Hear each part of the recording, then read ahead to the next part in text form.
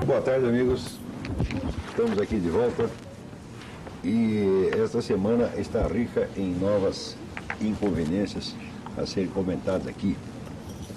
Eu acho a coisa mais notável é que em todo este episódio, vamos dizer, do dinheiro das Farc, que teria sido passado ao PT para a campanha de 2002, até agora a única coisa que se investigou foi quem foi o agente que passou a informação para a revista Veja. Exatamente como no famoso caso do Duda Mendonça, só quem foi punido foram os investigadores, que foram mandados, sei lá, para Belém do Pará, para o interior do Amazonas, etc, etc.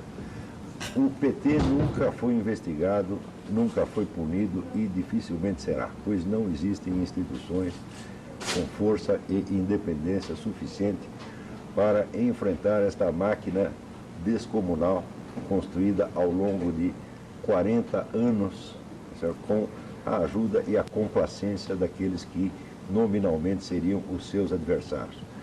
Porque o PT soube explorar tão bem esta coisa da vitimização que qualquer candidato petista que venha da classe pobre, depois que ele chega a deputado, senador, governador de estado, cheio de dinheiro, ele ainda continua sendo o coitadinho e todo mundo tem que passar a mão na cabeça dele. A Emiliana Benedito da Silva, do alto da sua cátedra de governador de estado, ela dizia que ela era uma mulher negra e favelada. Era mentira, ela era negra ainda, sinceramente. O cargo não muda a cor das pessoas, mas muda muito o seu estatuto social. Ela não era favelada de maneira alguma, não era um pobre coitado, ao contrário, era uma autoridade. E explorar essa condição dupla, na qual o sujeito é ao mesmo tempo a autoridade capaz de intimidar o cidadão e é o pobrezinho merecedor da pena e do perdão, né?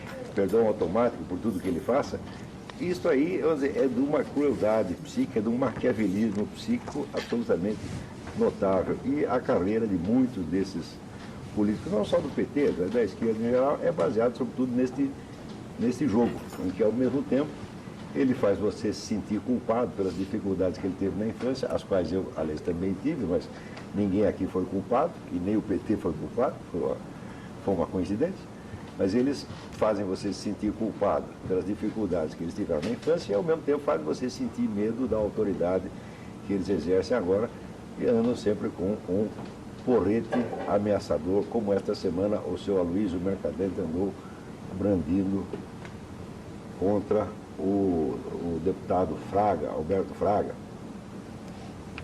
Quer dizer, o que o Alberto Fraga fez foi avisar que tinha certos documentos oficiais da ABIN que revelariam esta conexão financeira PT-FARC. Isso foi o grande crime do deputado Alberto Fraga. Então, no Brasil, você denunciar um crime, o que acontece? O crime não vai ser investigado, é você que vai ser investigado e punido. E eu não tenho dúvida de que o encaminhamento das coisas será assim. Por que é assim? Porque o PT, ele se construiu como um Estado acima do Estado. Ele é um partido revolucionário, partido gramsciano. Quem não estudou as obras de Antônio Gramsci jamais vai entender o que é o PT. O PT é um partido revolucionário construído para operar a transição indolor para o socialismo e, para fazer isso, é necessário que primeiro ele esteja dentro do Estado, ocupe todos os espaços possíveis dentro do Estado, mas jamais cedendo à tentação de se submeter às mesmas leis e às mesmas normas éticas que ele cobra dos outros. Isso quer dizer que as leis e as normas passam a ser, vamos dizer, uma simples algema com a qual o PT ata as mãos de seus adversários, mas às quais ele jamais se submete. Então, inclusive este episódio do dinheiro das Farc, eu acho muito estranho que só agora se tenha levantado a lebre da conexão PT-FARC porque apareceu uma história de 5 milhões de dólares que teriam sido passados por baixo do pano. Eu acho que antes disso o PT já havia cometido crimes infinitamente maiores, tá certo? Inclusive um estelionato eleitoral monstruoso que enganou o país inteiro, dizendo que não tinha nenhuma conexão com as Farc, e tem essa conexão desde o começo da década de 90, quando foi fundado o Foro de São Paulo. Ora, na página do PT na internet ainda está publicada esta declaração, né? A verdade sobre a Colômbia, as Farc e o PT. Onde diz o seguinte: junto com o PT, o Partido dos Trabalhadores não tem vínculo algum com as Forças Armadas Revolucionárias da Colômbia, FARC. junto com uma centena de partidos e movimentos de esquerda da América Latina, entre os quais o PT, o PSB, o PPS e o PDT brasileiro, as Farc fazem parte do Foro de São Paulo. No Foro convivem organizações de perfil político e ideológico bastante distinto. O Partido Socialista Chileno, do presidente Ricardo Lagos, por exemplo, participou de algumas reuniões. Todas essas organizações não estão unidas por nenhum laço orgânico, pois o foro é justamente um foro de debate e não uma estrutura de coordenação política internacional. Isso aqui é uma fraude, é um estelionato monstruoso, porque basta confrontar este documento com as atas do foro e você verá que as atas são constituídas, em 80% ou 90% delas são constituídas de resoluções assinadas pelos participantes da Assembleia. É um foro de debate que sempre termina com uma resolução unânime. Resolução é uma ordem, é uma instrução aos partidos membros e não apenas a ata de um debate. Debate é um simples confronto de ideias, do qual não tem que sair resolução nenhuma. Resolução é uma decisão prática que tem que ser executada, como, por exemplo, a de Pula na eleição presidencial, ou a de condenar o governo da Colômbia como terrorista de Estado, porque ele combate as pobrezinhas das Farc, e assim por diante. Quer dizer, essas resoluções compõem exatamente, literalmente, uma estrutura de coordenação política internacional, que é o que este partido fraudulento diz que o Foro de São Paulo não é. Quer dizer, se não é, então por que ele não publica no próprio site as atas do Foro de São Paulo? Essas atas chegaram até a ser escondidas. Durante mais de um ano, o site do Foro ficou fora do ar. Quando eu comecei a usar material de lá e citá-lo nos meus artigos no Globo, o site do Foro de São Paulo desapareceu, forosaopaulo.org, desapareceu do ar durante um ano e depois voltou bastante expurgado, quer dizer, está lá só uma parte do material hoje. Felizmente nós havíamos copiado já uma boa parte e publicamos aí no www.mídiasemmascara.org. Se não fosse isto aqui, se não fosse esta nossa iniciativa, os documentos do foro estariam desaparecidos. Agora, o mais curioso é que o site do Foro São Paulo, quando você rastreia, né, pelo número IP, etc., já sabem quem são os responsáveis. É seu José Genuíno e seu Luiz Inácio Lula da Silva. Esses são os donos do site do Foro São Paulo, né? Então, quer dizer que a participação deles no foro é profunda, eles sabem exatamente do que se trata no foro e estão aqui mentindo para a população. Se este assunto, Foro de São Paulo, tivesse sido discutido nas eleições de 2002, o senhor Lula não se elegeria nem vereador. Como isto foi escondido, então foi possível vender à população aquele mito de que Lula mudou, Lula agora é bonzinho, Lula é conservador, etc, etc, etc. E todo mundo caiu nisso. Isso é um estelionato. Se isso for investigado a fundo, aí você tem elementos não só para fazer o impeachment do senhor Lula, mas para fechar o Partido dos Trabalhadores como organização fraudulenta. Então, e olha, esta não foi, vamos dizer, a única ocultação, quer dizer, as 6 testemunhas do processo Celso Daniel que foram mortas, tá certo? Ainda não se sabe quem matou, parece que morreu tudo por coincidência, combinaram de morrer assim, a poucos dias de distância, só, né, para boicotar o processo, né? Então, esse partido vem usando desse procedimento de ocultação aí faz muito tempo. Muito bem, e hoje vou deixar vocês a maior parte do programa aqui com o nosso guru, José Munir, porque ainda estou me recuperando de uma gripe terrível e não estou em condição de ficar aqui muito tempo. Mas se tiver ainda alguma pergunta da semana passada, vamos aqui para você, né, Olavo? Através da internet, o João Alberto mandou a sua pergunta. Caro professor Olavo, eu gostaria de fazer uma pergunta sobre um assunto que, na minha opinião, mereceria até um programa especial. Como é que uma ideologia tão macabra quanto o marxismo pode estar associada no imaginário popular, ao menos no brasileiro, à ideia de justiça, luta pela liberdade, ética e moralidade? Como foi possível incutir no subconsciente das pessoas de forma tão profunda e errada essa associação? Houve contribuição do vocabulário politicamente correto nesse processo? Como é que a esquerda conseguiu, por outro lado, vincular à direita a ideia de corrupção, violência e crueldade? Como é que, quando se quer criticar qualquer político, basta dizer que ele é ou tornou-se direitista? Bom, isso aí, para explicar isso aí seria longo e você tem razão em dizer que isso merece só um programa, mas merece um programa integral só para isso. Mas, para começar uma explicação, há um fator que não pode nunca ser esquecido, que é que jamais houve no mundo uma organização como a KGB. A KGB chegou a ter 500 mil funcionários dentro da União Soviética e mais de 5 milhões de colaboradores informais espalhados aí pelo mundo. Nunca houve uma organização desse tamanho. E todo este negócio da propaganda comunista no Ocidente, tanto a propaganda explícita quanto a propaganda velada, tudo isso veio da KGB.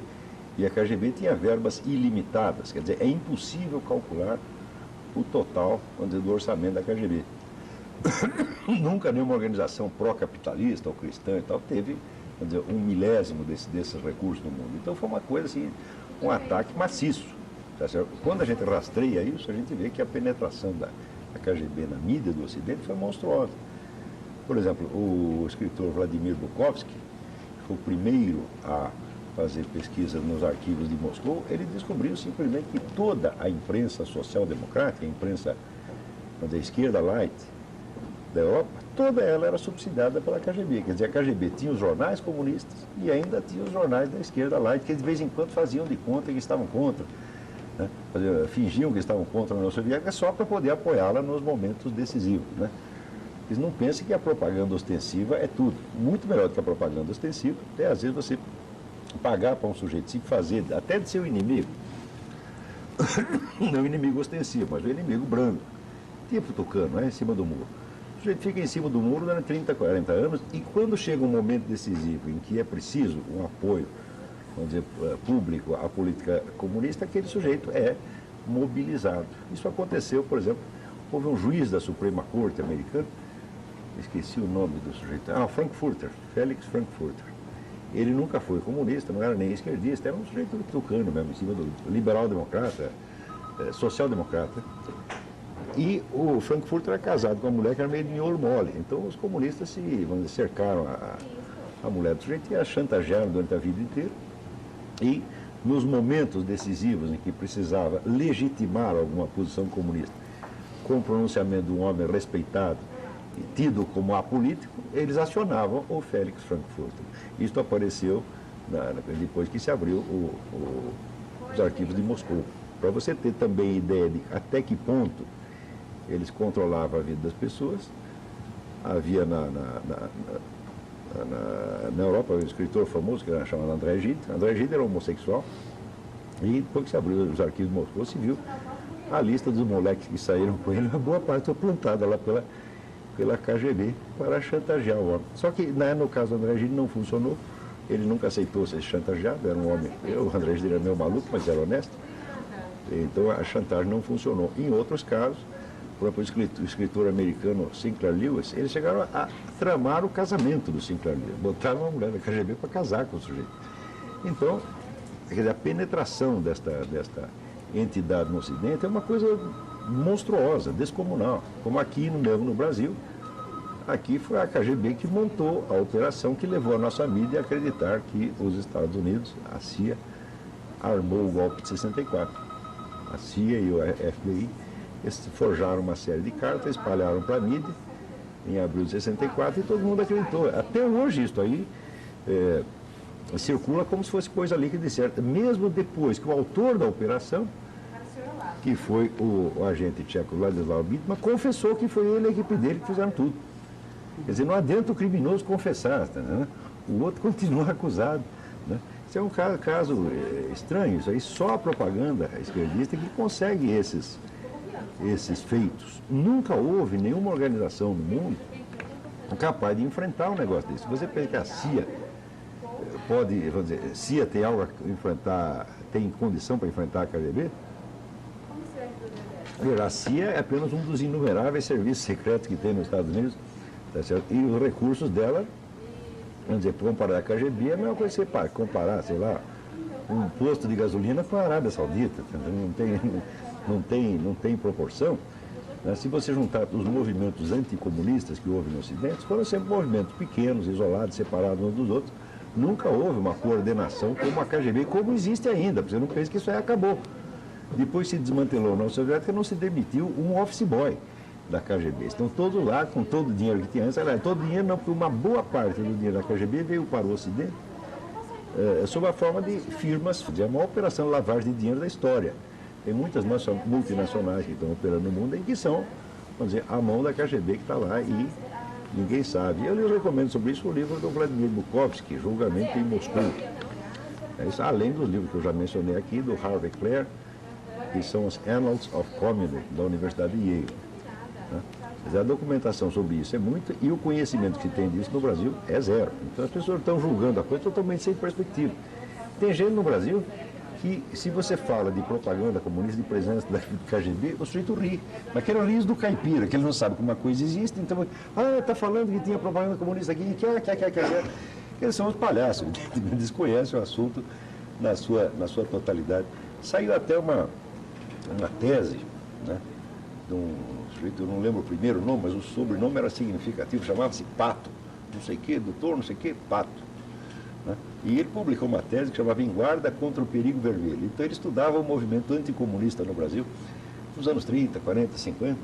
Né? E estudava todo o movimento anticomunista, fazendo abstração do movimento comunista. Então só dizia o que a propaganda anticomunista afirmava. E nunca dizia se aquilo é verdade ou não. Quando você vai conferir hoje, você vê que tudo o que os caras diziam, mesmo as coisas que pareciam mais malucas, hoje tem uma prova de que era verdade. Então eu preciso confessar, como até a escritora americana Susan Sontag, que sempre foi esquerdista pra caramba, foi uma espécie de Jane Fonda da literatura, ela, uns anos atrás, acho que a Susan Sontag morreu outro dia, né? Morreu recentemente. Mas assim, né? uns 2 ou 3 anos antes de morrer, ela fez uma confissão. Ela disse, olha, quem, durante todas essas décadas, lesse somente a revista Seleções, conheceria melhor a realidade do comunismo do que aquele que lesse os livros e os jornais que nós fazíamos. Porque as Seleções diziam a verdade, nós não. Esta é a verdade.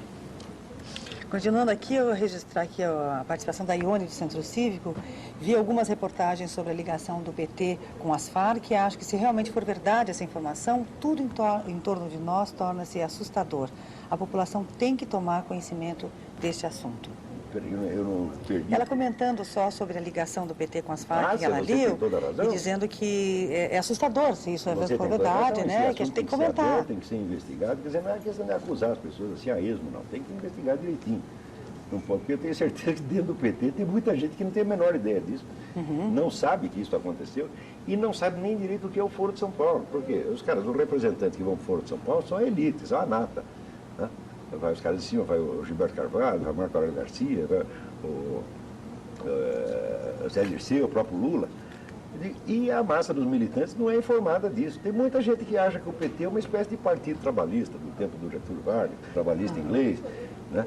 E não, esse é um partido revolucionário, um partido gramsciano, que está inspirado todinho na estratégia de Antônio Gramsci, que ele está aplicando com enorme sucesso, porque ao longo desse tempo ele conseguiu desativar praticamente todas as forças políticas que poderiam se opor aos seus planos, e conseguiu controlar a mídia, as universidades, vamos dizer,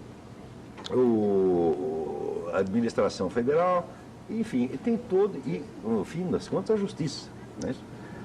Então, hoje não há mais quem possa investigá-lo, muito menos puni-lo. Agora, tem o seguinte, não é que ele consiga fazer grande coisa, não. Ele conseguiu controlar a situação de tal modo que ele não faz nada, não consegue fazer nada, mas ele também não deixa ninguém fazer nada. Então, a história do Brasil é essa, quer dizer, o PT simplesmente entupiu o fluxo da vida nacional. O que ele não pode fazer, ninguém pode fazer. E ele não deixa ninguém mais fazer nada. Tá certo? E, a esta altura, a gente pode reclamar. Mas reclamar é uma coisa. Agora, punir esses crimes é outra, completamente diferente. Né? E a Rosa do Juvevê, ela pede para você comentar sobre a ida de homens para Cuba para se especializarem em defesa. Ela pergunta por que para Cuba e qual a sua opinião. Veja, na Venezuela, já a integração da polícia secreta do seu Chaves com a de Cuba já chegou a tal ponto que os oficiais investigadores cubanos, mandados pelo governo Fidel Castro, eles têm jurisdição dentro da Venezuela. Eles podem investigar cidadãos cubanos e venezuelanos, e podem prender venezuelanos dentro do território da Venezuela. O que estão fazendo aqui é preparar exatamente isso. Não é isso? Porque agora esse pessoal eles estão tão poderosos que já perderam totalmente a vergonha. Esse seu Mauro Marcelo, que é o presidente da BIM, ele não devia ter ocupado o cargo, o diretor da BIM não devia ter ocupado o cargo por um minuto, porque tão logo nomeado, o seu primeiro ato oficial foi fazer um discurso de propaganda petista. Como é que o sujeito continua no cargo depois disso? Continua só porque ninguém tem força mais para se opor à vontade imperial do PT. Mas que isso é uma imoralidade, que esse cidadão mostrou a sua total falta, vamos dizer, de idoneidade para dirigir um serviço secreto. Um diretor de serviço secreto não pode ser um propagandista partidário, não. Ele não devia estar lá para trabalhar para o PT, mas sim para trabalhar pelo Brasil. E o fato é que ele praticamente declarou que está lá para trabalhar pelo PT, que é o que ele está fazendo. E qual é o serviço que faz para o PT? Esconder documentos, esconder indícios e provas de possíveis crimes petistas. É o que o sujeito está fazendo. No momento, toda a investigação que está sendo empreendida é só para esconder a coisa mais um pouco, não é para revelar, não. É só para descobrir quem foi que vazou, é para tampar o vazamento, daí ninguém mais ficar sabendo de nada. Agora, eles dominaram de tal maneira a imprensa que quando saiu a denúncia da revista Veja, o restante da mídia calou, ficou quieto na mesma semana. Ora, veja, quando era no tempo do Collor, uma conversa ouvida por um motorista foi suficiente para abrir uma CPI. E agora, o que o governo alega contra a denúncia da Veja? Ah, a Veja não provou. Eu digo, não cabe a Veja provar. Quem prova ou desprova é a justiça. Ao jornalista cabe, no máximo, revelar um indício, divulgar um indício, sabendo que é um indício. A mídia não tem autoridade para condenar ninguém. Tá certo? Muito menos para provar o que quer que seja. Ela pode dar um indício até bem fundamentado, como o Veja deu. Agora, no tempo do Collor não precisou indício nenhum, nem antes, nem durante, nem depois. Por quê? Surgiu o tal do Heriberto, que foi plantado lá para ouvir essa conversa, surgiu a suspeita contra o Collor, daí houve aquele forrobodó todo do impeachment, e depois a justiça continuou com o processo e se provou que não havia prova alguma. Isto é sentença da justiça, não havia prova alguma contra o Collor, nem depois dele ser punido. Agora, aqui para abrir uma CPI, estão exigindo que a Veja já deu a prova inteira. Quer dizer, é claro que é 2 pesos, 2 medidas, mas eles sabem que é. E sabe o que essa gente faz quando vê alguém exigindo, cobrando do PT? Ah, vocês agiram de tal maneira contra o Collor, agora vocês querem, vamos dizer, uma lei especial para vocês. Eles riem disso. Porque eles acham que isso aí é a ética burguesa, é a moral burguesa, que acredita na igualdade dos direitos e deveres. Tá certo? Para o revolucionário, a moral burguesa é ridícula. Então eles riem disso aí. Quer dizer, esse pessoal está enganando a nação inteira e estão rindo de nós.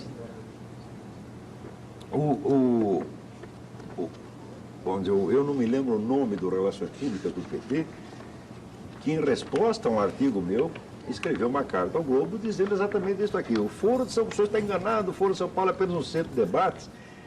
E eu, no artigo seguinte, eu o refutei, mostrando todas as resoluções que havia lá, nas atas do Foro, e mostrando que ele estava mentindo. Eu ficou quieto e nunca mais amolou. Tá certo? Mas a mentira continua estampada na página do PT. Ora, também ninguém jamais perguntou ao seu Lula o que ele quis dizer com aquela famosa frase do discurso de posse, em que ele diz que foi eleito com a ajuda não só de brasileiros, mas de latino-americanos em geral. Quem são esses latino-americanos? É óbvio que ele está se referindo ao próprio Foro de São Paulo, tá certo? A turma das Farc, a Fidel Castro, etc, etc, etc. Quer dizer que o sujeito vai lá e confessa que houve uma ajuda estrangeira, que houve uma intervenção estrangeira durante a nossa eleição e ninguém reclama. Quer dizer, esse partido realmente ele se coroou com direitos muito especiais que nenhum partido jamais teve. No entanto, isso não é a extensão do Partido Revolucionário, é exatamente esta: entrar no Estado para sugá-lo, derrubá-lo, debilitá-lo e transformar-se ele no próprio Estado. Isto já está acontecendo no Brasil. E todo mundo deixou acontecer. Empresariado, justiça, a mídia, todo mundo achou bonitinho, porque os petistas eram os pobrezinhos que tinham vindo, né, tinham vindo de baixo, coitadinho, mereciam todo o apoio. E olha aí, ó, eles subiram na vida e nós todos estamos descendo. E quanto mais sobem, mais ambiciosos se tornam. Agora mesmo estava vendo esse negócio que quantos ele contratou aí, para aqui. 114.158 funcionários. Ao custo individual. Ao custo de 1 bilhão e 600 milhões por ano. Isso aí é uma brincadeira. Eu devo ver um cálculo também que, quer dizer, o gabinete do Lula, ele custa mais do que a Casa Real da Inglaterra. Quer dizer, e ainda estão torrando dinheiro. Quer dizer, nós somos pobrezinhos, nós viemos de origem humilde. E ainda vai lá um monte de banqueiro passar a mão na cabeça do coitadinho. Quer dizer, isso é de um cinismo tão louco, assim, que eu observo tudo isso e falo, bom, aqui virou hospício mesmo e parece que não vai retornar à normalidade. O povo brasileiro está perdendo a capacidade de julgar as coisas, perdendo o senso das proporções. Então eu vejo que nas discussões públicas as pessoas só fazem comparações descabidas, não sabem o que dá para comparar com o quê. Entendeu? É aquele tipo de raciocínio, aquela lógica de criança, lógica de menino, que chega para o pai e diz, pô, mas se você fuma cigarro, por que você não me deixa fumar maconha? Entendeu? Ele não sabe distinguir alhos de bugalhos, isso é uma confusão mental. Agora, esta confusão mental foi implantada pela mídia. A mentira, você enlouquece as pessoas. Você não pode viver, vamos dizer assim, a mídia inteira oculta uma coisa como o Foro de São Paulo durante 15 anos. Não é possível que a mentalidade do país continue funcionando normalmente. Quer dizer, você começa, vamos dizer, a patinar, a escorregar, né? E a sua inteligência começa a falhar. E o Brasil está dando um sinal de debilidade mental o tempo todo. Aqui tudo dá errado, ninguém sabe fazer coisa nenhuma. Agora, quando você vê uma situação de confusão tenebrosa, no qual parece que existe até macumba, às vezes não é macumba, não, às vezes a macumba chama-se mentira. Esta é a macumba mais eficiente que existe e enlouquece todo mundo. Olha, nós temos algumas outras participações aqui de nossos ouvintes. A Ana Lúcia Damarante, pela internet também, ela diz o seguinte: meus caros, estou adorando a coragem de vocês. Poderiam comentar a sujeição da empresa dita séria a esse governo? Dizem que o BNDES soltou 4 bilhões para a Globo, Bandeirantes, etc. É verdade? Mas esse negócio e falando, não é de hoje. só complementando, falando em BNDES, o que acho que o nome Barbudo falou, vai ficar por isso mesmo? Vai sim, vai sempre isso mesmo. Ninguém vai fazer nada contra isso. Por quê? Porque não há mais forças políticas organizadas capazes de se opor a isso, nem instituições independentes o suficiente para punir esta gente. Essa coisa se tornou demasiado poderosa. Só se organizar alguma coisa a partir de agora, mas até agora não existe, não. Agora, não pense que esta corrupção vem de hoje, porque em 1993, o presidente da CUT, numa entrevista ao Jornal do Brasil, ele admitiu que a CUT havia 800 jornalistas na folha de pagamento da CUT. Isto foi, até aquela época, eu creio que a maior compra de consciências da história do jornalismo universal e da história da safadeza universal. Quer dizer, como é que pode um órgão político ter 800 jornalistas a seu serviço? 800 é mais do que tem na redação de qualquer jornal, grande jornal brasileiro. Dá para fazer 800 jornalistas, dá para fazer a Folha, o Estadão e o Globo juntos. Tá certo? E eles têm tudo na mão. Isso sem contar os que estão na folha de pagamento do PT, dos outros partidos de esquerda, do Foro de São Paulo, etc, etc. Ou seja, tem tudo. E, além de ter tudo, ainda tem a Arquidiocese de São Paulo, tem toda esta, quer dizer, praticamente toda a igreja brasileira. A igreja no Brasil se tornou um órgão do PT e nada mais. Não há uma religião nenhuma. Quer dizer, a igreja no Brasil, não pensem que a igreja católica que tem no Brasil é a mesma que tem no restante do mundo. Então, não, já é um negócio diferente. Quer dizer, para chegar a um cisma, só falta dar o nome cisma, porque ela já procede como uma igreja cismática mesmo. Quer dizer, uma igreja totalmente, vamos dizer, cúmplice do comunismo, tá certo? E que está aí para servir a qualquer partido esquerdista que suba ao poder. Tem as ONGs internacionais, sobretudo americanas, Fundação Ford, Fundação Rockefeller, Fundação MacArthur, tem o dinheiro da comunidade europeia, e, em suma, é uma coisa descomunal. E é por isso que, contra todo este negócio, só tem este programa aqui feito por pessoas que trabalham de graça. Porque, vamos dizer, para comprar horário na televisão, quem é que pode? Você pega os grandes canais de televisão, viraram órgãos de propaganda comunista, mesmo assumida. E não dão esse nome porque não tem coragem, porque eles querem mentir. Tá certo? Então, por exemplo, toda esta onda anti-americana que sai no Brasil, 90% das notícias que saem contra os Estados Unidos nesse país são falsas. É só você ter tempo e examinar as fontes de uma por uma. Eu me lembro aquela história, por exemplo, do Donald Rumsfeld, que passou em todos os canais a história de que houve um bate-boca entre ele e os soldados americanos lá no Iraque, porque os soldados estavam revoltados com a falta de equipamento. Não é nada daquilo, mas nada. Quando você vê a transcrição do que os caras falaram, não foi nada daquilo. Quer dizer, esses jornais todos estão mentindo. Eles foram dominados por uma elite mesmo esquerdista disposta a usar esses jornais como instrumento de transformação social, instrumento de manipulação. Isso é feito conscientemente, não é uma questão de apenas ter um viés, ter um preconceito. Não, isso é uma coisa deliberada, porque é constante demais. Tá certo? Os caras sabem o que estão fazendo. Então, meu amigo, sobretudo os senhores que são os donos dos canais de televisão, sabe o que os senhores são? Ó, vou dizer aqui, ó. Useful idiots. Todos os donos dos grandes canais de televisão são idiotas úteis. Os senhores são manipulados por jornalistas espertos. Tá certo? Eles deixam, ajudam o senhor a ganhar dinheiro e, como você acha que dinheiro é tudo, o senhor entrega o poder na mão deles. E eles usam esses canais de televisão para acabar com a classe burguesa a qual os senhores pertencem. Não que eu ache a burguesia linda, a burguesia é uma bela porcaria. Porém, os burgueses, pelo menos, eles querem apenas ganhar dinheiro. Agora, esta elite comunista que está subindo, eles querem dinheiro, querem poder, querem a nossa vida, querem a nossa mente, querem a nossa alma, querem tudo.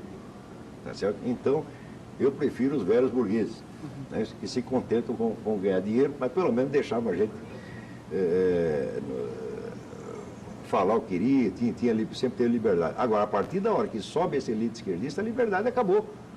Você vai ver que nos grandes jornais e nos grandes canais de televisão, você não tem mais espaço, por exemplo, para um debate franco. Se tiver algum debate franco pró ou contra a invasão do Iraque, não.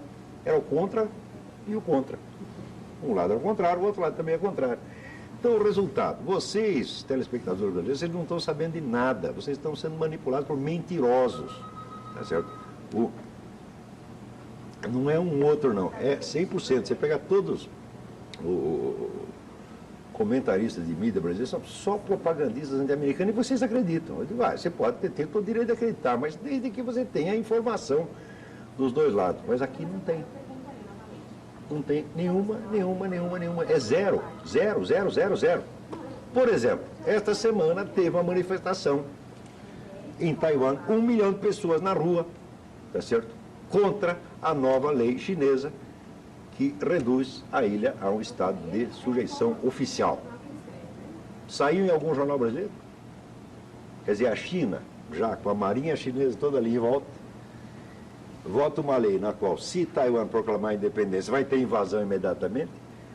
O pessoal da ilha protesta, sai na rua, aqui não sai uma palavra. Vocês estão entendendo? A classe dos jornalistas que está fazendo isso é uma classe de empulhadores comunistas. Tá certo? Alguns com todo o controle da situação, outros colaborando por medo, outros por falta de vergonha na cara, outros por oportunismo e outros simplesmente por comodismo, para não ter que brigar com os colegas.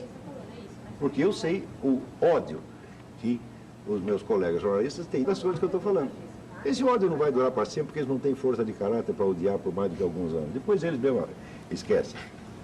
Né? Mas eu sei, né, tanta hostilidade que tem. Basta você dar uma notícia que eles não querem, e eles jamais te perdoam.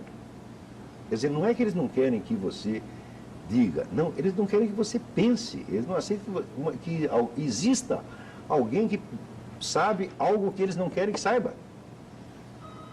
Quer dizer, é uma coisa de uma tirania mental fora do comum. Então, é isso que nós estamos vivendo, e é justamente por causa disso que surge esse programa. O próprio programa é um sintoma de uma situação anormal. Porque é um programa feito somente por voluntários, que não ganham nada com isso. Tá certo? Então, nós estamos cumprindo o nosso dever, evidentemente. Mas tem gente que está ganhando aí 20 mil, 30 mil, 40 mil, 70 mil, tem salário desse tipo na mídia. Tá certo? Para enganar você. Inclusive o Cacá Camargo, ele por e-mail, ele fala que ele é Carlos Renato Camargo, Cacá Camargo, ele tem 25 anos, é presidente estadual da Juventude do Partido Progressista e vice-nacional. Ele diz que é um grande admirador do trabalho de vocês, obrigado.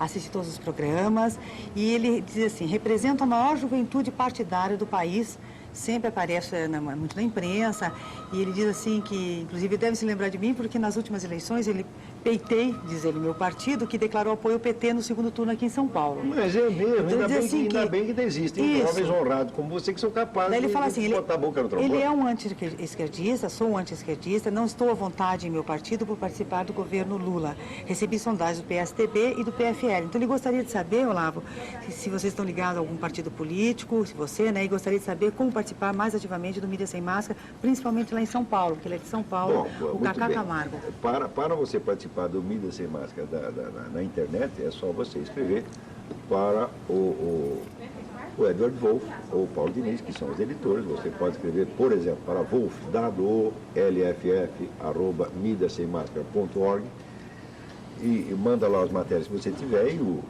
Wolff vai ler, e se tiver boa, vai publicar mesmo, tá certo? Agora, você pode vir aqui nesse programa nos dar uma entrevista, contar como é que está esse negócio de juventude partidária e se ainda há condições para tocar uma organização desse tipo no país. Será um prazer recebê-lo aqui, viu? Sem dúvida. E olha, o Péricles pergunta, senhor Olavo, qual o jornal que o senhor escreve para que eu possa acompanhar?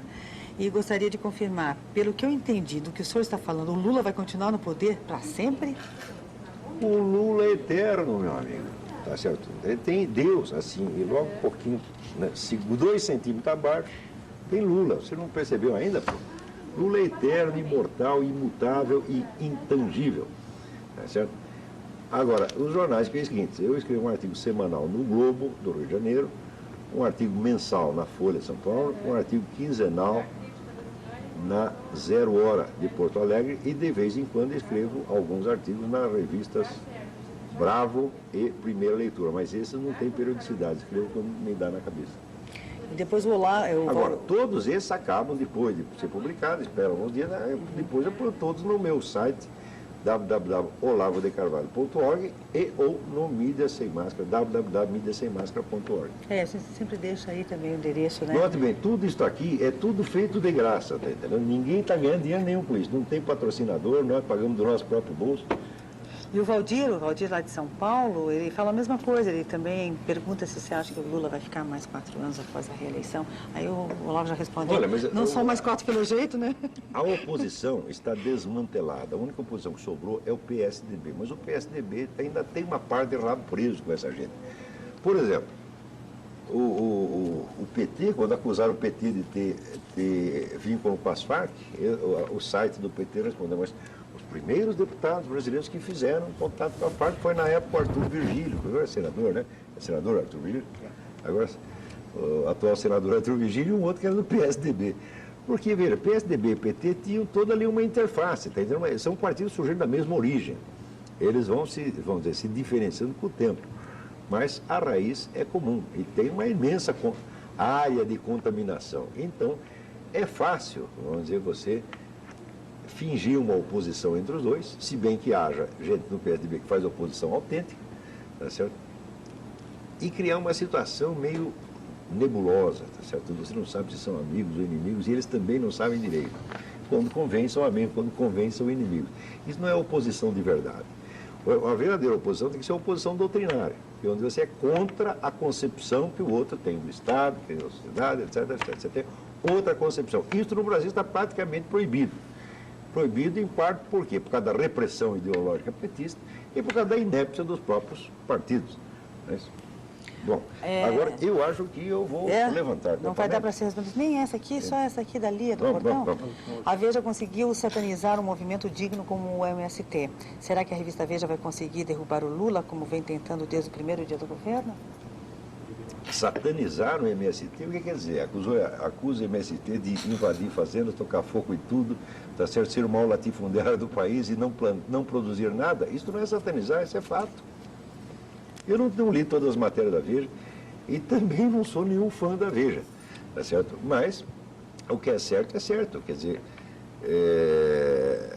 qualquer proprietário rural que tivesse uma extensão de terra como o MST, tá certo? E tivesse a produção do MST, tá certo? A terra seria tomada dele para passar para o governo, para passar a produzir. E do MST não se exige nada, o MST está aí faz mais de 2 décadas. Tá certo? Quer dizer, tem terras, tem recursos, não é isso? Tem empréstimo do governo, tem financiamento, e qual é a produção? Nada. Tá certo? Então, esse é um movimento puramente predatório, é um movimento político que só quer poder. Tá certo? E ele só não invadiu ainda as 24 mil fazendas porque não tem mão de obra para invadir. Tá certo? Senão, nós já estaríamos passando fome. Agora, chegaram à conclusão que o agronegócio é o grande inimigo. Bom, o agronegócio, nós todos estamos vivendo do agronegócio. Se invadir, acabou a comida, meu filho. E vai fazer isso, porque você sabe que para partidos revolucionários, a miséria, a crise, não fazem mal nenhum. Ao contrário, os ajudam. Tá certo? Então, se afundar todo esse negócio da exportação da soja, ótimo para o MST, ótimo para o PT, porque daí eles vão dizer, estamos numa grande crise, estamos passando por um período de ingovernabilidade, então precisa uma lei de exceção, e pronto, fecha um Congresso, praticamente o Congresso não precisa nem fechar, porque não existe.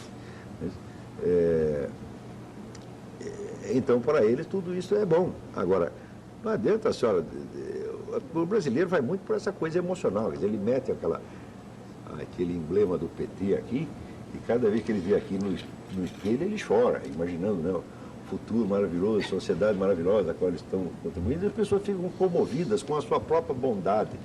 Esse é um processo, evidentemente, psicótico. Né? Quer dizer, em política não existe essa bondade total, santidade total, tá certo? Existe o malefício total, isso sim, mas a santidade total não é. Se você disser que um político é absolutamente mau, como por exemplo Stalin era mau, Hitler era mau, ali não se aproveita nada mesmo. Fidel Castro não se aproveita nada, Mao Tse Tung não se aproveita nada, Adolf Hitler não se aproveita nada. O mal existe. Agora, o bom é de bom. Existe só o menos mal. Em política se escolhe o mal e o menos mal. Agora, esse pessoal com essa, toda esta bobagem sentimentaloide com PT e MST, como se fossem pessoas santas. Né? Naquele tempo não tinha quem queria beatificar o Betinho, que era um tipo absolutamente falso, era um homem de papelão, mentiroso pra caramba. Né? Então, já que você gosta do Betinho, eleja ele vereador, deputado, uma coisa assim, mas não vai dizer que é santo, não brinque com essa coisa de santo. Né? É que as pessoas já não são capazes de imaginar.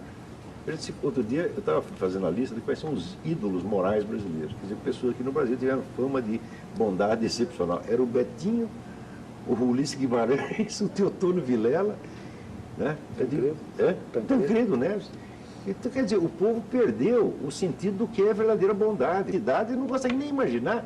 Então, quer dizer, basta um sujeito não meter a mão no bolso do outro, ele já virou santo.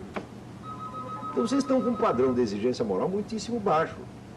Tá certo? Então, nesse padrão aqui, João Pedro Estedre e Zé Rainha viram santos. Agora, o que fizeram de benefício para quem quer que fosse? Tá certo? Você vê como essa gente trata qualquer membro do MST que decida sair do movimento. No Rio Grande teve isso, tem um sujeito que era membro do MST, decidiu sair e largar o movimento, amarraram a mulher do sujeito numa árvore, amarraram o sujeito numa árvore e estupraram a mulher dele na frente dele. Isso está documentado no Jornal da Farsugo, depois do depoimento do cara. Quer dizer, são esses que a senhora está aí idealizando. Isso é um monte de bandido. Tá certo? E não fizeram bem nenhum a ninguém. Acumularam a maior quantidade de terras que algum latifundiário já teve e ninguém exige que eles produzam nada. Como é que é isso? Ele também é 2 pesos, 2 medidas. Né? Agora, o Stedley também, com todo o poder que ele já acumulou na mão, poder, riqueza, etc., etc., ele continua sendo tratado como se fosse o pobrezinho. Como se fosse o pobrezinho desamparado. E o que é isto, pô? Pobrezinho desamparado, eu também nasci pobrezinho desamparado. Tá certo? Minha família era muito pobre quando era pequena, mas eu não vou ficar usando isso como um instrumento de chantagem. Dizer, vocês têm que gostar do meu programa porque eu sou um pobrezinho. Que coisa mais ridícula. E pior quando o sujeito que faz isso, por outro lado, ele age como ameaçador, que esse João Pedro Estedley, ora é um coitadinho que nós temos que passar a mão na cabeça dele, ora é o todo-poderoso que vai acabar com a gente e matar 24 mil fazendeiros. Então, pelo menos decidam qual é o papel. Ou vocês são pobrezinhos para apelar à nossa piedade, ou vocês são cães ferozes querendo nos inspirar medo, porque as duas coisas ao mesmo tempo é esquizofrênico demais. É isso? Então eu vou deixar vocês aqui agora com o nosso grupo, José Munir, que tem muitos assuntos e voltarei a semana que vem. Muito obrigado. E agora então, o Munir, então, tudo bom? Tudo bem. Eu acho que há uma série de coincidências muito grandes nas perguntas de hoje. Como é possível que no Brasil faça de tanto certo qualquer ideologia marxista e como é possível que haja uma pergunta como essa feita pela Lia, em que ela nitidamente vê o MST como sendo uma vítima do mundo, né? E como sendo uma vítima da revista Veja, se não me engano. Eu acho que tem uma razão para explicar esse modo de pensar brasileiro, que eu acho que ele que permeia quase tudo que a gente encontra por aí, e quando alguém se refere a questões sociais. Veja, uma das características, um dos traços mentais mais claros, mais notáveis da mentalidade brasileira, é o culto à inveja. Os brasileiros são invejosos. Então, eu queria dizer isso com toda a clareza, porque somos assim mesmo, e todos somos vítimas disso, todos somos capazes de nos comportarmos assim, mesmo quando nós baixamos um pouquinho a guarda, mesmo as pessoas mais decentes e mais equilibradas, às vezes são capazes de fazer com toda a clareza, terem um comportamento completamente invejoso. Então é assim, toda vez que alguém diz que está do lado dos despossuídos, ou toda vez que alguém diz que alguém que alguém tem uma situação privilegiada, automaticamente todos os brasileiros colocam-se numa postura de apoiar qualquer espécie de perseguição. Então, qual é a matéria-prima da qual se nutre o MST? O MST se nutre da ideia de que os fazendeiros são uma porção de gente completamente má, gente que é parecida com aqueles senhores de escravos que, de vez em quando, as novelas recuperam aí na televisão brasileira, e que essas pessoas que estão invadindo as fazendas produtivas ou não, são pessoas completamente perseguidas, pobres, miseráveis e injustiçadas, quando, na verdade, essa é apenas uma espécie de fantasia que se coloca assim, porque é deste modo que a mente dos brasileiros entende o mundo. Então, se você começa a pensar e começa a analisar os dados em si, dizer o que faz o MST? O MST, ele reúne nas cidades pessoas desempregadas. Desempregadas por quê? Desempregadas por causa dos defeitos do nosso modelo econômico. Desempregadas pelo fato de que dar emprego no Brasil é uma ação de altíssimo risco. E essas pessoas, então, são convencidas de quanto elas são vítimas da sociedade e do mundo. E elas, então, são levadas pelo MST para organizar invasões que são tão absolutamente e tão claramente programadas que eles contam no jornal antes que vão fazer isso. E essas invasões, então, expansões de terras de pessoas que estão trabalhando, e essas ocupações de terras são desastrosas. Enquanto o IBAMA persegue qualquer fazendeiro que tenha cortado um pinheiro aí, vai para o Jornal Nacional como sendo um delinquente, um criminoso, esses MST cortam todas as árvores, transformam em pinheiro, matam todos os animais, consomem os animais, invadem a casa que as pessoas moravam, fazem o que bem entendem. E tudo isso ainda para serem chamados por uma parte da imprensa brasileira e por uma enorme quantidade de brasileiros de vítimas do sistema. Então, veja, como é possível que uma coisa dessa possa estar existindo? Como é possível que os brasileiros sejam capazes de comprar uma historiazinha tão primária quanto essa? Porque os brasileiros, cegos pela inveja que têm de qualquer pessoa que tenha dado certo, eles então aderem a qualquer processo persecutório, a qualquer ideia que possa dizer assim, não, nós precisamos melhorar a justiça do mundo, e a justiça do mundo é justamente perseguir aqueles que têm alguma coisa. É a mais simples e primária das atitudes humanas, a inveja, que de todos os 7 pecados capitais é o pior, porque ele não tem a virtude dos 3 que são divertidos, que são a gula, a luxúria e a preguiça. E dos 4 que sobraram, o pior de todos, porque o invejoso é aquele sujeito que não, suportando a ideia de não ter aquilo que o outro tem, ele tudo faz e todo esforço procede para que o outro perca aquilo que ele não tem. Ou seja, o invejoso é basicamente um destrutivo. E no Brasil a inveja é o tempo todo presente, e ela é fundamentalmente aquilo que nós vimos quando a gente, por exemplo, vê essas leis como taxação sobre grandes justiças, agora há uma nova ideia de se impossibilitar a herança, ou seja, a herança só funciona por usufruto, só pode herdar aquilo que você pode usar e não mais do que isso, o resto passa para o governo. É uma ideia nova, já vai começar a aumentar em importância. E, além disso, os impostos sobre bens luxuosos, o imposto de renda progressiva é um exercício de inveja, não tem a menor dúvida disso. Agora, não há a menor chance da gente deixar as pessoas ricas perseguindo os que deram certo, porque são os que dão certo que vão gerar o emprego para aqueles que não têm nada. Então, um país cheio de invejosos é um país que fica pobre, que é o caso presentemente, não estou fazendo nenhuma profecia, estou só constatando a realidade, e que não só fica pobre, mas é um país que fica muito mal de modo geral. Por quê? Porque todo tipo de barbaridade motivada por uma pretensa justiça passa a ser justificada e apoiada popularmente. E essa é a raiz do apoio ao MST, por exemplo. Temos umas perguntas para vocês aqui. Vamos lá. Vamos lá? O Ivan, Jardim América, pergunta o que você acha, Brunet, da legislação trabalhista, se ela é um entrave para o nosso país, mesmo sabendo que os salários brasileiros são os menores da América Latina. Pois é, os salários brasileiros são muito baixos justamente por causa, entre outras razões, da legislação trabalhista. Deixa eu ver se vocês compreendem. Toda vez que eu entro em um debate sobre esse assunto, eu sempre sugiro que as pessoas que têm amores pela nossa legislação trabalhista, é claro que eu estou aqui excluindo aquelas pessoas que vivem dela. Há uma enorme quantidade de brasileiros, que é todo o estamento jurídico do direito do trabalho, todos os advogados das duas partes, todos os juízes, procuradores, promotores, funcionários públicos, enfim, essa gente acha que não se deve mexer em legislação trabalhista porque, obviamente, isso pode gerar a possibilidade de que elas percam o emprego, né?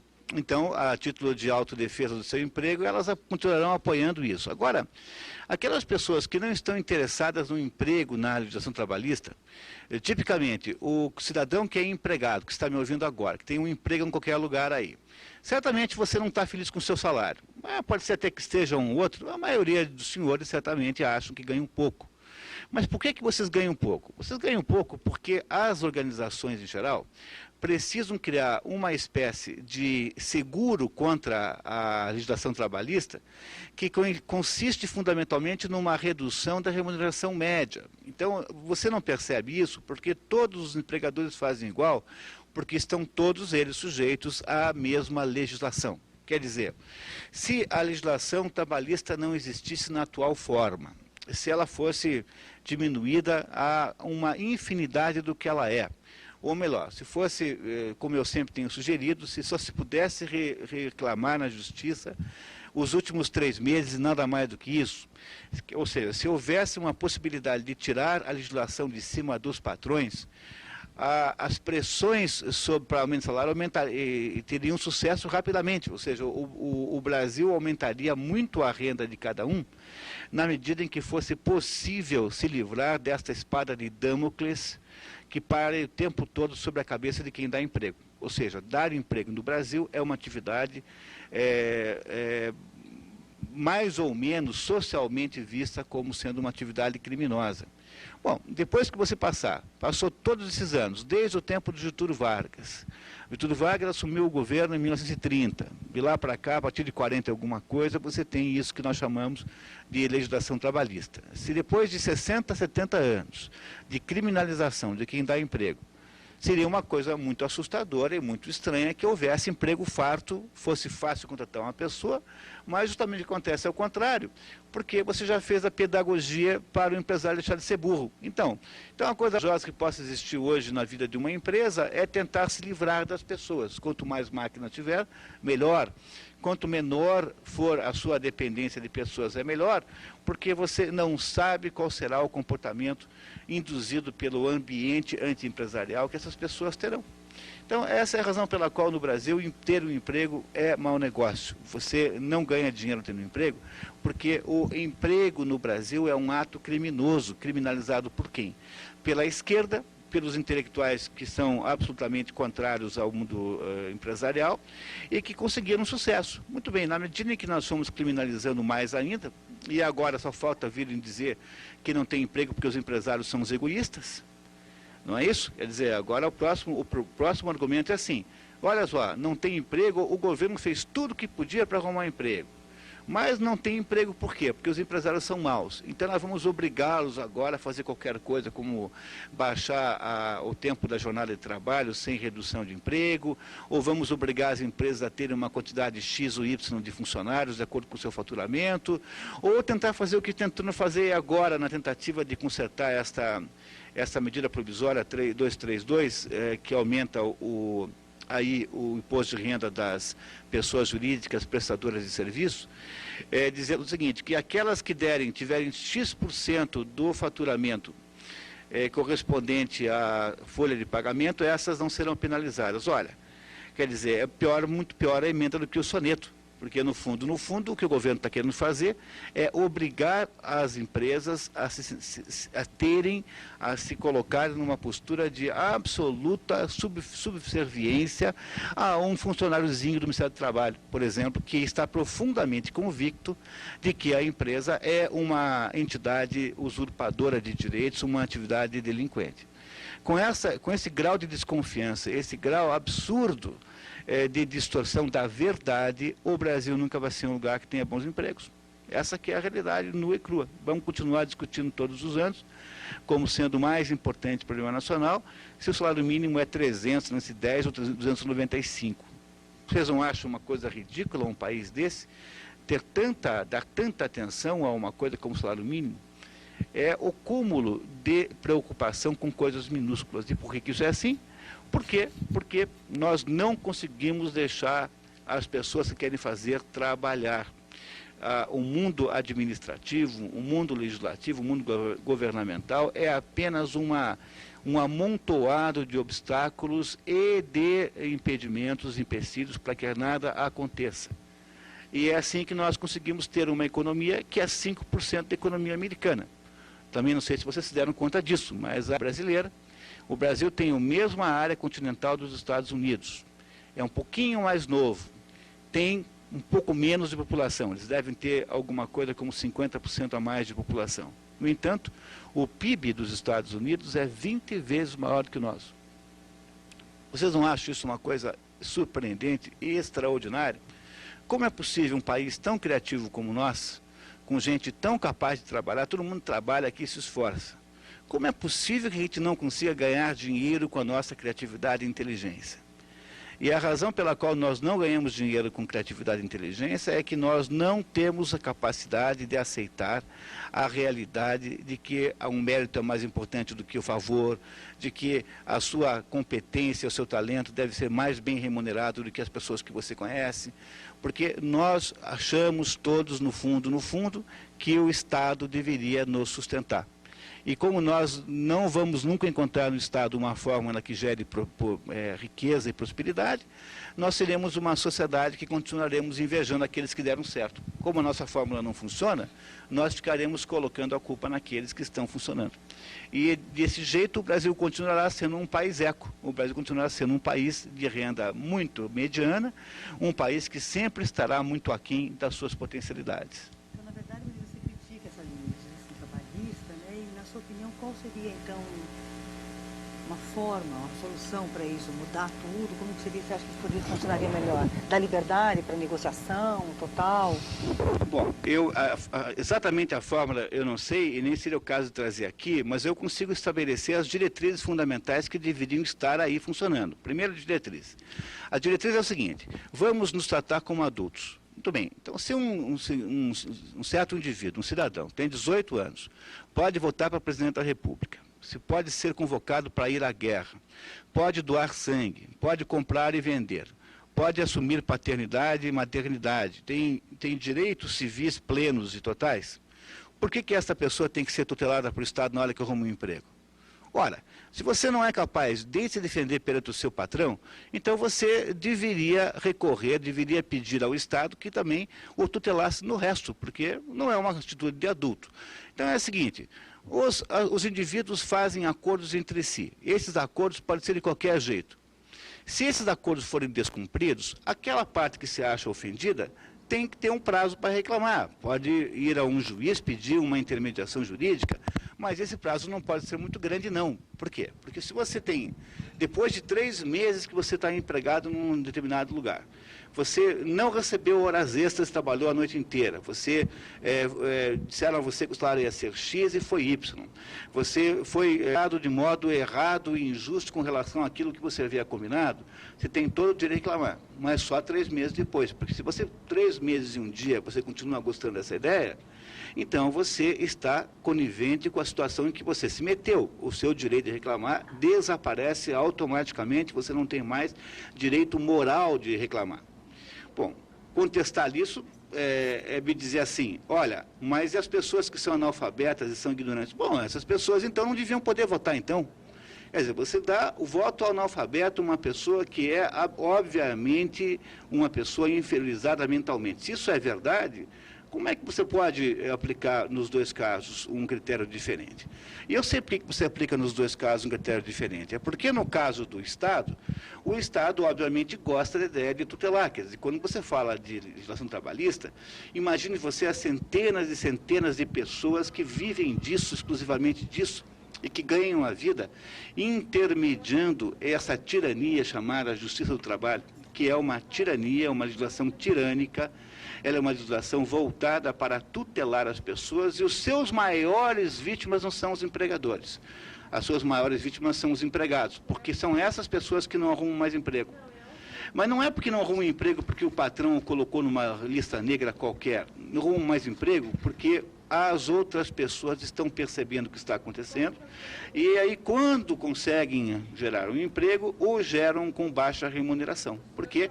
Porque é preciso que nós tenhamos alguma espécie de reserva, é preciso que os empregadores tenham uma espécie de, cobrem uma espécie de prêmio de seguro dos empregados para os próximos acontecimentos desastrosos que irão acontecer no contexto da legislação trabalhista.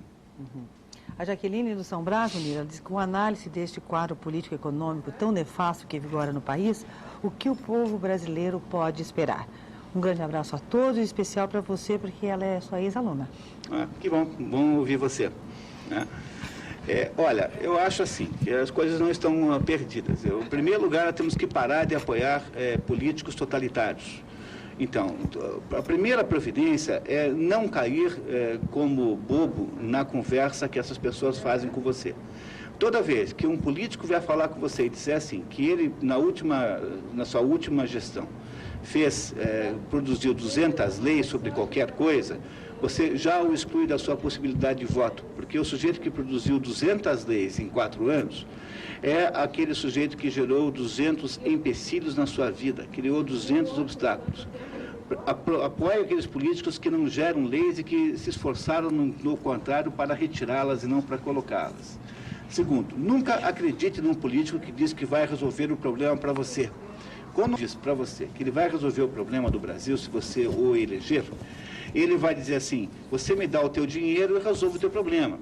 Só que o problema nunca desaparece porque ele, na verdade, não está interessado em resolver o seu problema, e muito pior do que isso, porque se ele resolvesse o problema, ele não teria mais nenhum argumento para pedir o seu dinheiro.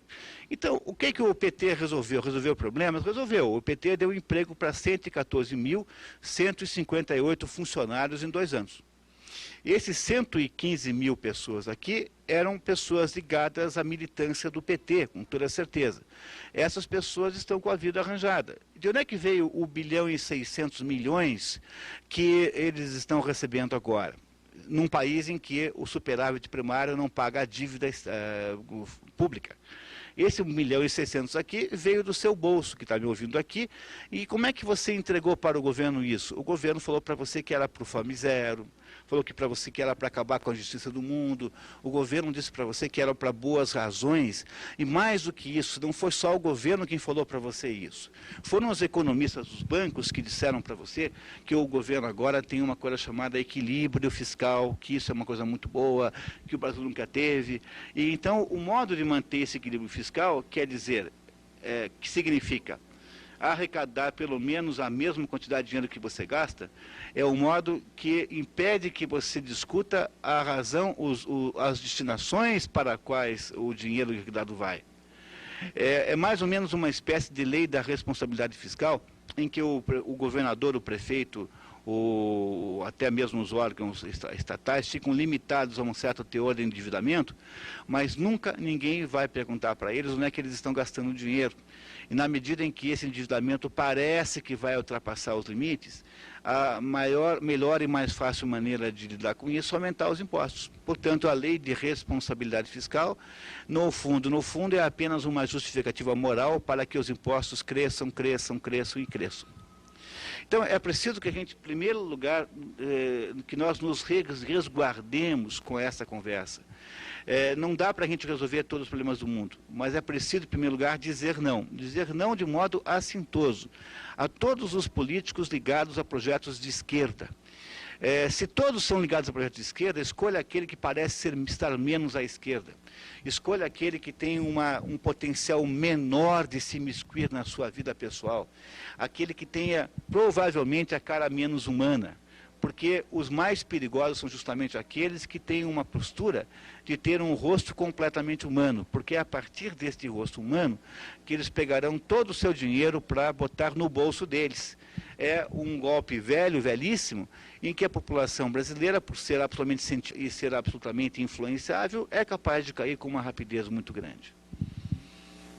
A Joana do Alto da Glória, ela pergunta para você se tem algum livro que você tem escrito, porque ela gostou muito dos seus comentários. Então, tem um livro chamado A Economia do Mais, que é um livro que apresenta uma maneira de produzir desenvolvimento econômico que não seja pela intervenção estatal. Então, até agora, quase sempre, quando alguém fala em desenvolvimento econômico, e isso é um defeito dos meus colegas economistas, preciso aqui me compenitenciar com eles, né? De modo geral, imagina-se que vai ser o desenvolvimento econômico seja um ato governamental, seja uma ação do governo, mas, na verdade, desenvolvimento econômico é uma ação da comunidade. É preciso entender que se a comunidade não deseja melhorar e se desenvolver, não será o governo que fará isso. O governo fará de conta que faz isso. Ele vai pegar seu dinheiro para fazer isso para você, mas vai gastar com ele e não com você. Agora, se você quer compreender de fato como faz, era bom dar uma olhada nesse livro, A Economia do Mais, editado pela Tríade Editora. Está disponível em algumas livrarias em Curitiba, se eu não me engano, tem na livraria do Chaim, que agora eu me lembro rapidamente. Ok, então está aí o recado para a Joana. A Rosita do Cristo Reis, que quando vejo algum programa sobre política e economia, ela logo muda de canal. E hoje muito se surpreendeu pela inteligência, coerência com que as coisas estão sendo faladas, a clareza nas ideias, e que é fundamental ao bom entendimento. Parabéns ao senhor Munir. Obrigado. O Jonas, senhor Munir, muitos aspectos que foram comentados por você, ele está de acordo com a verdade, né? Estão de acordo com a verdade. Contudo, é importante salientar que muito dessas mazelas que o país possui não aconteceram hoje, vem de décadas. O Brasil pode não ter apresentado um crescimento extraordinário, mas se compararmos a épocas passadas, estamos galgando pontos extremamente positivos. Você concorda com isso? Olha, Jonas, a gente, como está no meio da confusão, às vezes tem um pouco de dificuldade de ver. É possível que eu esteja, de alguma maneira, desmerecendo algum ponto positivo. É verdade, pode ser.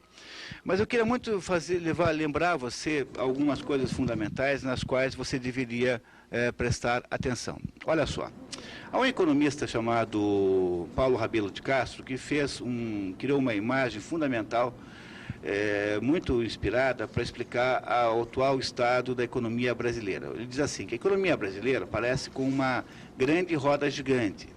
O que acontece numa grande roda gigante é que uma hora você está embaixo, outra hora você está em cima, mas você não para de mudar de lugar.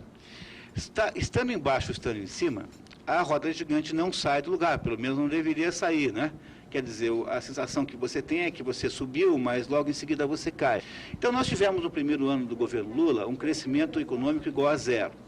No segundo ano do governo Lula, nós tivemos um crescimento econômico de 5%, vai sair os números agora, 5,5%, qualquer coisa. Quando você divide 0 mais 5,5 por 2, dá 2 e alguma coisa. Então, o crescimento econômico real foi 2,5%. Ora, 2,5% é um pouco mais ou menos parecido com a nossa taxa de crescimento populacional. Ou seja, sob o ponto de vista absolutamente, rigorosamente matemático, nós continuamos na mesma. Os brasileiros não enriqueceram nem um centavo nesses 2 anos. Por quê? Porque a população cresceu também, a renda per capita continua a mesma. Bom, no ano de 2005, tudo indica que, e isso o próprio IPEA, que é um órgão do governo, admite, o crescimento não será maior do que 3%. Ou seja, está se aproximando da média de 2,5%.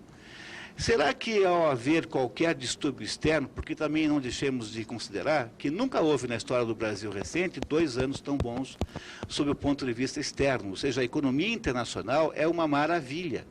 Ela produz preços muito bons para as nossas commodities, os capitais internacionais vieram para cá com afluência, o juro americano não foi competitivo, de modo que nós não concorremos com os Estados Unidos. Enfim, será que ao haver qualquer distúrbio externo, parece que há nuvens negras no horizonte da economia internacional? Será que nós não vamos acabar o 4º ano do governo Lula com 0 de novo? Ou seja, se você vai pegar essa média toda aí, acaba dando 2%, que é a ideia justamente da roda gigante. Você nunca sai do lugar de verdade. E por que você não sai do lugar de verdade? Porque uma economia só cresce de verdade quando ela consegue botar as pessoas para trabalhar. Então, o Brasil tinha que ter um choque de liberdade de trabalho, e não um choque de restrições ao trabalho. Não pode nada. Você não sabe o que é o inferno de abrir uma empresa. Você que fez a pergunta, faça uma experiência. Abra uma empresa de mentira para ver como é que é. Você tem que pedir licença para o Corpo de Bombeiros, para os órgãos ambientais, para o governo do Estado, para o governo federal, para a prefeitura, para não sei quem. Você fica 6 meses discutindo questiúnculas do sexo dos anjos para poder abrir uma empresa. Para fechar, demora 3 vezes mais tempo. Quer dizer, como é que pode imaginar um país que vai ficar rico assim? Não dá. Quer dizer, a atual fórmula que nós temos hoje, a fórmula econômica brasileira, que consiste em o governo ficar com todo o dinheiro para ele, seja porque ele tem quase 40% de carga tributária, ou porque ele capta via mercado financeiro todo o dinheiro disponível para financiar a sua dívida.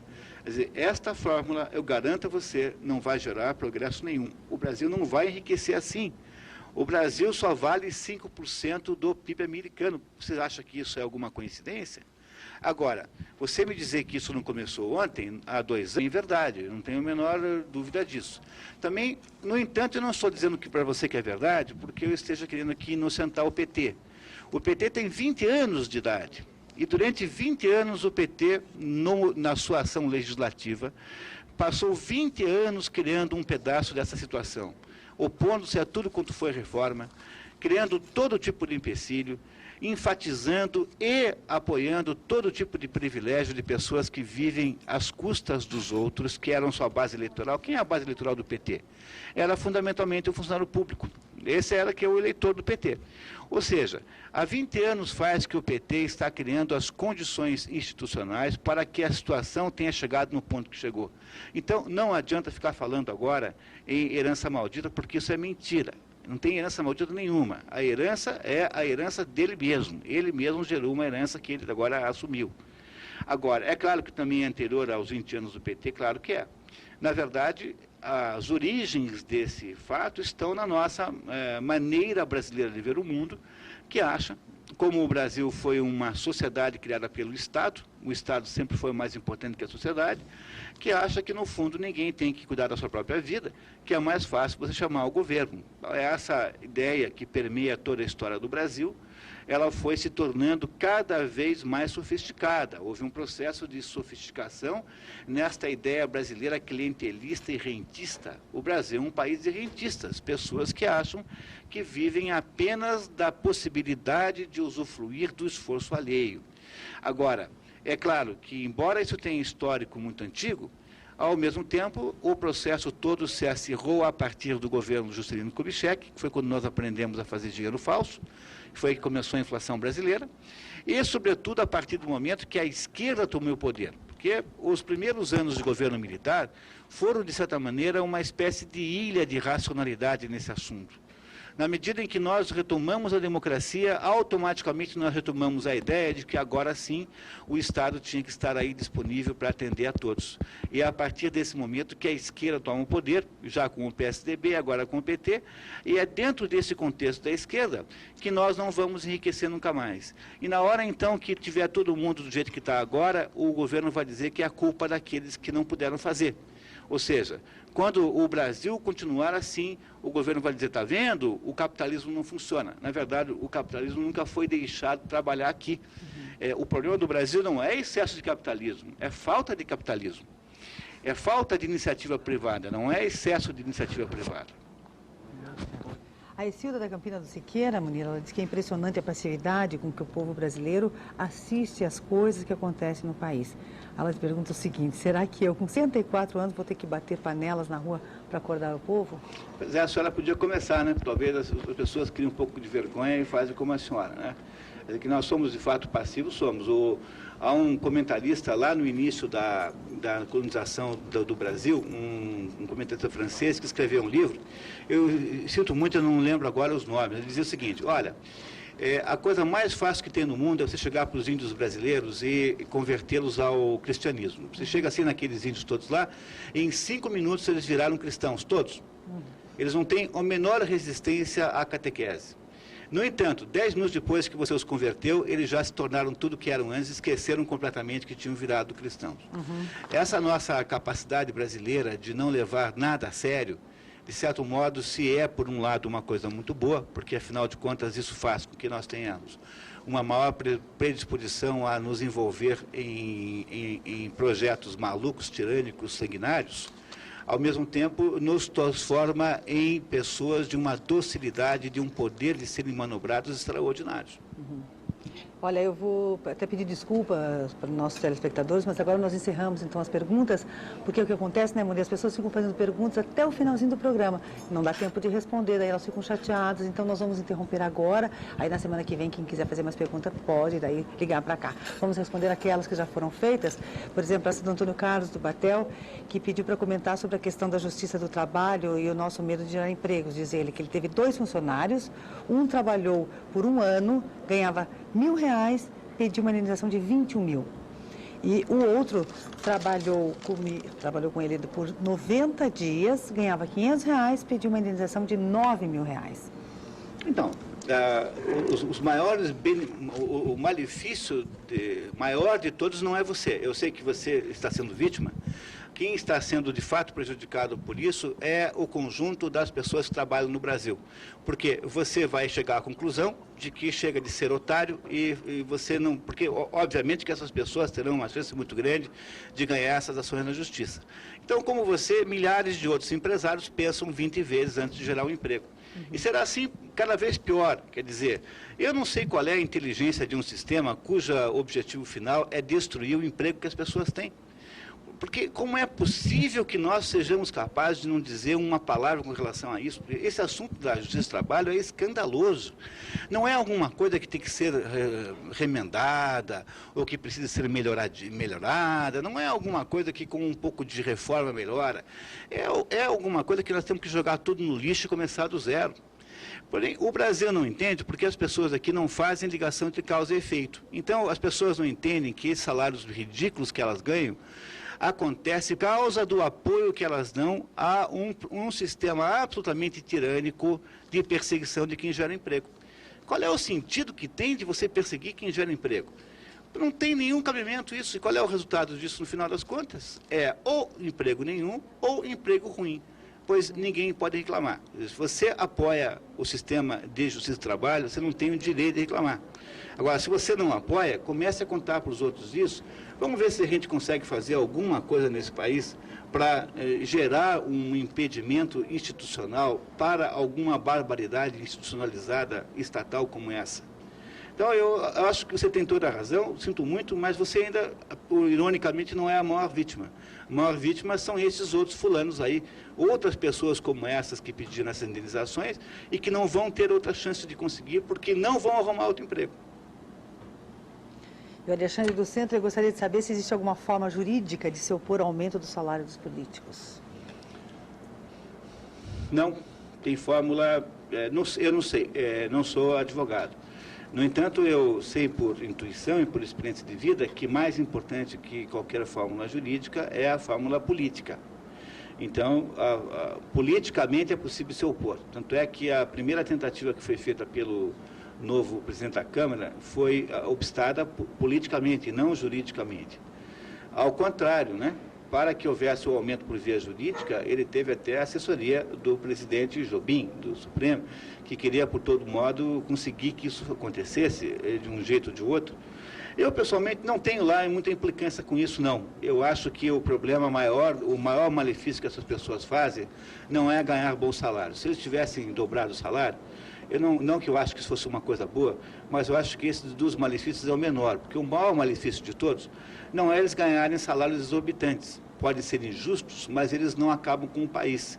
O pior é eles ganharem salários exorbitantes, ou qualquer salário que fosse, e ficarem apoiando todo tipo de medida totalitária, persecutória e tirânica no país.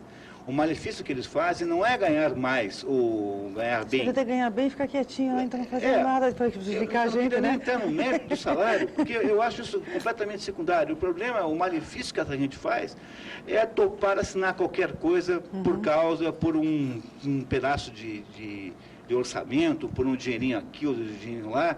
Quer dizer, a maneira como no Brasil se assinam as leis, como se fazem as leis aqui, é uma coisa absurda. As pessoas assinam qualquer coisa. Nesse momento, daqui a 24 horas em Brasília, essa gente vai estar assinando qualquer barbaridade, contanto que tenha sido bem negociado com eles. Eles não têm a menor preocupação sobre qual é o impacto que isso tem na vida de quem está nos ouvindo, das pessoas que trabalham, por exemplo. Então, o Brasil é uma fábrica de leis absurdas. E é por essa razão que as leis não pegam. E graças a Deus que não pegam, porque se pegassem, o Brasil seria completamente inviável. As leis não pegam quando elas não correspondem à estrutura da realidade, ou seja, quando elas não refletem uma possibilidade da existência humana. Então elas não pegam. Metade do Código de Trânsito não pega, porque é absurdo. Vocês imaginem, por exemplo, que há uma regra no Código de Trânsito que uma colheitadeira para passar do lado esquerdo da rodovia para o lado direito tem que ser colocada sobre um caminhão, atravessar a rodovia, que são 20 metros, sei lá, 15 metros, e de ser descarregada do outro lado. Vocês conseguem imaginar uma coisa dessa? Quer dizer, será que alguma pessoa que está me ouvindo, que já viu um pé de couve real no mundo, porque se você nunca viu na sua vida um pé de couve e o seu filho tem medo de galinha, você é um sujeito urbano que não tem ideia de que é a vida real no mundo real. Agora, qualquer pessoa que tenha um mínimo de experiência do mundo real, verdadeiro, que viu já uma plantação de alguma coisa, que botou a mão numa plantinha de soja, qualquer pessoa sabe que uma regra como essa da colheitadeira é impraticável. É por isso que as leis não pegam. Elas não pegam porque elas não são feitas de acordo com as possibilidades de existência da existência humana. Elas são delírios de políticos enlouquecidos. Esses delírios aí são pagos todos por nós. Por quê? Porque nós não temos um poder nenhum, absolutamente nenhum, de cuidarmos da nossa própria vida. Fomos nós que pedimos que eles façam isso. O Ocimar de Santa Felicidade, Munir, ele me pede para explicar por que, sendo o Brasil autossuficiente em relação aos combustíveis, né, 95%, tem a gasolina tão cara? Porque metade é imposto. Metade do que você paga na gasolina, para não ser justo, 46%, se eu não me engano, é imposto. Então, se não houvesse imposto nenhum sobre a gasolina, se ele fosse menor, você pagaria cerca de metade do que você paga. Por isso. Agora, eu imagino que nessa pergunta esteja aí implícita uma preocupação com o fato de que nós cobramos do consumidor de gasolina aqui, ou de derivados de petróleo em geral, o preço da gasolina internacional, ou seja, o preço do petróleo, que a Petrobras contabiliza como custo, é o preço internacional do petróleo, não é o custo efetivo de pesquisa, extração e refino. E isso é assim porque o petróleo é aquilo que os economistas chamam de commodity. Commodity é uma coisa comum, commodity significa isso, uma coisa que ocorre comumente. Então os produtos comoditizados, eles são apressados de um mesmo modo sobre todo o planeta. Pela mesma razão pela qual a Petrobras considera o preço do petróleo o preço internacional, nós também consideramos o preço da soja, por isso aqui também o internacional. Disso não há o que reclamar. Agora, a mereção é imposto. Essa é a razão pela qual você paga muito pela gasolina que você põe no seu carro. E o Moacir do Parolim, ele pergunta por que a mídia, a grande imprensa, ao fazer pesquisa econômica, pergunta aos grandes banqueiros como anda a economia. A tendência dos grandes bancos não é puxar a sardinha para o lado deles? É claro. É aquilo que eu digo, tem dois tipos de economista na praça hoje, o economista de banco e o economista de governo. O economista do governo é aquele economista, foi ato falho. É aquele economista que pretende apoiar as decisões totalitárias do governo. E os economistas de banco representam aquelas pessoas que acham que tanto faz que o governo tem aí, Tanto faz se esse governo é totalitário ou não, contanto que ele remunere os seus investimentos. Então, os banqueiros olham para o governo da maneira mais cínica possível. Para eles, tanto faz. Aliás, o capitalismo é assim. O capitalismo não tem nenhuma preocupação com o sistema político em que ele está inserido. O capitalismo funciona em qualquer sistema político, porque o capitalismo não é um sistema político. O capitalismo é um sistema econômico. Então, tem capitalismo quando tem comunismo ferrenho, só que ele vira mercado negro. Tem capitalismo na economia mais liberal politicamente do mundo, como, por exemplo, os Estados Unidos ou a Holanda. Tem capitalismo nos países semi-comunistas, ou naqueles, por exemplo, que o comunismo é o governo, é o exército, como no caso da China. Ou seja, para o capitalista, tanto faz como é o governo. O que os capitalistas querem só é receber a remuneração pelo seu dinheiro. E é por isso que eles são inocentes úteis, porque os governos já aprenderam, os piores e mais totalitários governos aprenderam, que se você der ao capitalista o dinheiro que ele quer, ele dá a você todo o apoio que ele precisa para construir o socialismo. Então, é claro que quando os jornais perguntam só para os banqueiros ou para os seus economistas como vai ao Brasil, é claro que todo mundo acha ótimo, né? Então, você passa o dia inteiro ouvindo a CBN, professor. A CBN é um órgão que entrevista o tempo todo economistas de bancos. Eles acham que o governo vai muito bem, que o Brasil vai muito bem. Por quê? Porque as pessoas que têm dinheiro no governo têm uma grande probabilidade de recebê-lo de volta com lucros, com juros altíssimos. O problema do Brasil não é as pessoas que estão no sistema financeiro. O problema do Brasil são essas pessoas que estão na rua empurrando o carrinho. E essas que não saem da miséria porque o sistema as impossibilita de fazê-lo. E acho que a última pergunta que avisaram agora, nós temos 2 minutinhos para o encerramento, inclusive na cidade de São Paulo. Reprise, mas é reprise em São Paulo só, né? A reprise em São Paulo, na TVA, né? A partir das 18h30 até às 20 horas. A última pergunta, então, Munir, o João Alfredo pergunta, você acha que a única saída do Brasil é Galeão ou Cumbica? O Afonso Pena também é internacional agora. Agora é. Né? Poderia ser o Afonso Pena para dar uma cor local. Eu acho que a gente tem que fazer tudo o que a gente puder no nosso pequeno entorno.